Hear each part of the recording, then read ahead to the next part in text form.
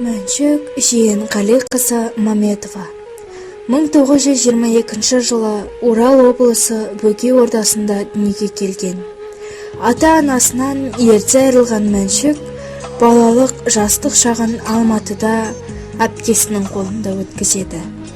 1942 жылы тамызда ол өз еркісімен Қызыл армия қатарына алынып, 21-ші атқыштар дивизиясының құрамында ұрысқа қатысады.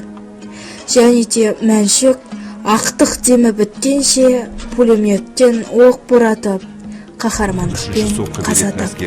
21-ші гвардиялық атқыштар дивизиясының пулеметшісі Мәншүк Маметованың батальоны жаудың қарсы шабуылына тойтарыс беру туралы бұйрық алады.